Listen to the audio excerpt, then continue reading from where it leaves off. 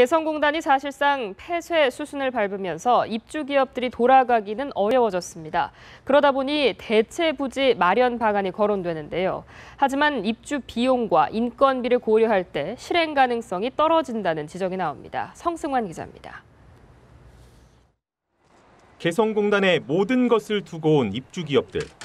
돌아갈 수만 있다면 최선이겠지만 남북 관계 진행 상황은 그런 기대를 갖기 어렵게 하고 있습니다.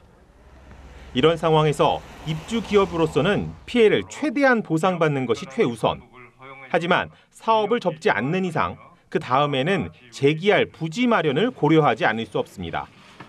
거론될 만한 대안은 크게 두 가지.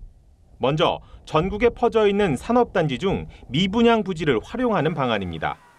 하지만 그러기에는 수지가 너무 맞지 않는 게 문제입니다. 지방 산업단지의 토지 분양가는 대략 3.3제곱미터당 100만 원. 반면 개성공단은 14만 5천 원. 건축비가 비슷하다고 가정해도 기업들이 7배나 되는 땅값을 갑자기 감당하기는 어렵습니다. 인건비도 마찬가지. 개성공단 북한 근로자의 임금은 한 달에 17만 원. 국내 제조업 근로자 평균 월급의 18분의 1에 불과합니다. 정부가 추진 중인 해외 산업단지를 활용하는 것도 고려 대상.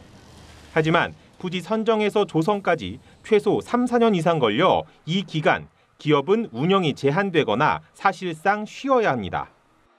어떤 모업체는 특수 제품인데 중국과 그 개성에서 만들다가 참 운이 없게도 재작년부터는 그 생산을 개성에 다 몰빵했습니다. 그 기업은 언제 어떡합니까?